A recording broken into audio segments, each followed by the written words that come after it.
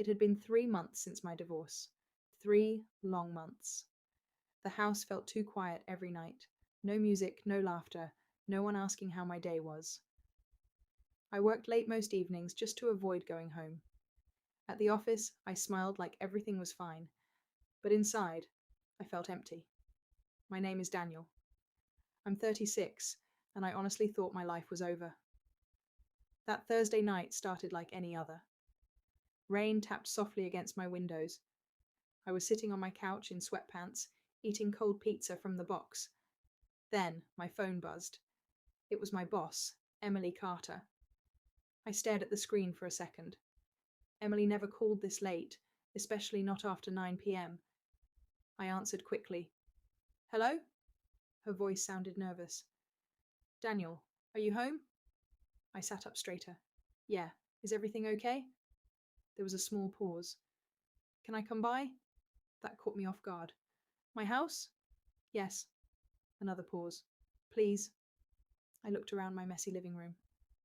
Sure. I'll be there in 20 minutes. The call ended. I just sat there staring at the phone. Emily was my boss for almost 4 years. Smart, confident, always calm. At work, everyone respected her. Honestly, everyone was a little scared of her too. But I knew another side of her. Small moments during late meetings, quiet talks after work, the way she noticed when I skipped lunch, the way she asked if I was sleeping okay after my divorce. Still, this felt different. Why would she come to my house alone at night? I quickly cleaned the living room. I hid the pizza box, changed my shirt, then changed it again. 10 minutes later, headlights stopped outside my house. My heart started beating fast. I looked through the window. It was her. She stepped out, holding a black umbrella. Even in the rain, she looked elegant. Simple grey coat, loose hair, no makeup. For some reason, that made her look even more beautiful. I opened the door before she knocked. Hey, I said awkwardly. Hey. She gave a tired smile. For the first time ever, Emily looked lost. I moved aside. Come in. She stepped inside slowly. You can leave your coat there. Thanks. The room became quiet immediately. Almost too quiet. I'm sorry for coming this late, she said. It's okay. I pointed toward the couch. Want coffee? She shook her head. No, I just... She stopped talking. I noticed her hands were shaking slightly. That worried me. Emily, what happened? She looked down for a second. Then she laughed softly. You know what's funny? What? At work, everyone thinks I have my life together. I didn't answer because, honestly, I understood that feeling too well. She looked around my house. It's peaceful here. That's one word for it. She smiled faintly. You've been lonely, haven't you? The question hit harder than I expected. I shrugged. I'm getting used to it. That's not an answer. I looked away. After the divorce, people stopped asking real questions. They just said things like, you'll move on. Stay strong. Everything happens for a reason. But loneliness doesn't disappear because people say nice things. Emily looked at me carefully. You loved her a lot. Yeah, and she hurt you. I let out a slow breath. Yeah. The rain outside became louder. For a moment, neither of us spoke. Then she quietly said, My husband left 2 years ago. I blinked. What? She nodded slowly. I never told anyone at work. I stared at her in shock. You were married. Technically still am. The papers are unfinished. That explains so much. The late nights at work. The empty look in her eyes sometimes. All this time she was carrying pain too. She gave a small laugh. Funny, right? Not really. I spent 2 years pretending I was fine. Her eyes met mine. But tonight I couldn't sit alone anymore. Something changed in that moment. The room suddenly felt smaller, warmer, more honest. I sat across from her quietly. You could have called a friend. I did. What happened? No one answered. That sentence broke my heart a little because I knew exactly how that felt. Then she looked directly at me. But I knew you would. My chest tightened. Outside, thunder rolled softly in the tall distance.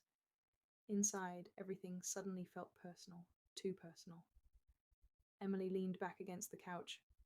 You know something strange, Daniel? What? You're the only person who talks to me like I'm normal. I laughed quietly. You scare me too much to act fake. She smiled for real this time, a beautiful smile. And for the first time in months, I forgot about my divorce. Just for a second. Then Emily noticed a framed photo on the shelf, an old wedding picture. She stood up slowly and picked it up. You still keep this? I felt embarrassed. I forgot to move it, but that wasn't true. I simply couldn't let go yet. Emily looked at the photo carefully. Then she surprised me. She didn't deserve this version of you. I looked at her. What do you mean? She set the picture down gently, the version that still loves deeply after getting hurt. Those words stayed in my head. No one had ever said something like that to me before. Then suddenly the lights went out. The whole house turned dark. I laughed softly. Perfect timing. The storm? Yeah, happens sometimes.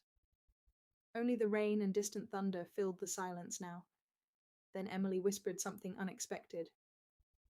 Good. I frowned slightly. Good? In the darkness, her voice sounded softer than ever. Now I can finally tell you why I really came here tonight. The house stayed completely dark. Only the sound of rain filled the room. I could barely see Emily standing near the shelf. My heart was beating hard now. What do you mean? I asked softly. She didn't answer right away. Instead, she walked closer to the window. Streetlights outside painted faint shadows across her face. For first time, Emily looked nervous. Not like my boss. Not like the confident woman from the office. Just human. I almost didn't come tonight, she said quietly. Then why did you? She folded her arms slowly. Because I was afraid. Of what? Her eyes met mine. Of losing the chance to tell you the truth. The room suddenly felt heavier. I swallowed hard. What truth? She smiled sadly. Do you remember the night you stayed late after everyone left? I thought for a second. The Henderson Project. She nodded. You looked exhausted. I laughed softly. I was exhausted. You also looked heartbroken. That part was true too. I remembered sitting alone at my desk after signing divorce papers earlier that day. Emily had quietly placed coffee beside me without saying anything. At the time, I thought she was only being kind. Now I wasn't so sure. That night, she continued, I realized something. I stayed silent. She took a slow breath. I cared about you more than I should. My chest tightened instantly. The rain outside seemed even louder now. For a second, I honestly thought I imagined her words, but her eyes never moved away from mine. You don't have to say anything, she added quickly. I know the timing is messy. I finally found my voice. Emily. She shook her head softly. I'm not here to pressure you. She gave a weak smile. I just got tired of pretending. Those words hit me deeply, because pretending was exactly what I had been doing too. Pretending I was okay. Pretending I wasn't lonely. Pretending I didn't look forward to seeing her every morning. I walked closer slowly. Why didn't you tell me before? She laughed quietly. You had enough pain already. That answer hurt in a strange way, because even now she was thinking about my feelings first. The light suddenly flickered back on. Both of us blinked, and there we were, standing only a few feet apart, no darkness left to hide inside. Emily looked embarrassed suddenly. I should probably go. What? This was a mistake. No. The word came out fast. Too fast. She looked surprised. I rubbed the back of my neck awkwardly. I don't think it was. Neither of us moved. Then her phone buzzed loudly in the silence. She checked the screen. Her expression changed immediately. I noticed it right away. What happened? She locked the phone quickly.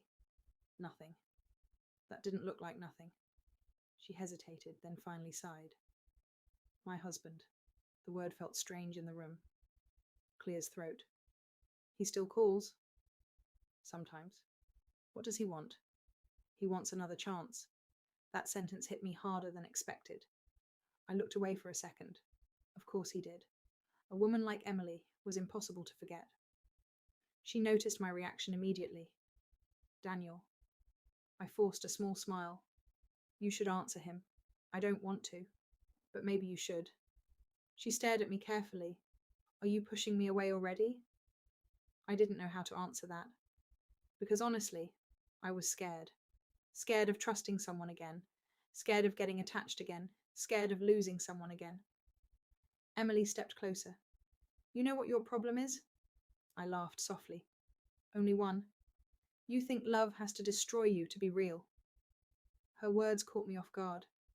She continued softly. You gave everything to someone who walked away.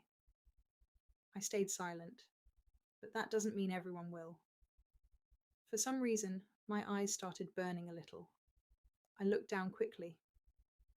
After my divorce, I promised myself I would never be vulnerable again. And yet here I was, standing in my living room, feeling more understood than I had in years. Emily reached for her coat slowly.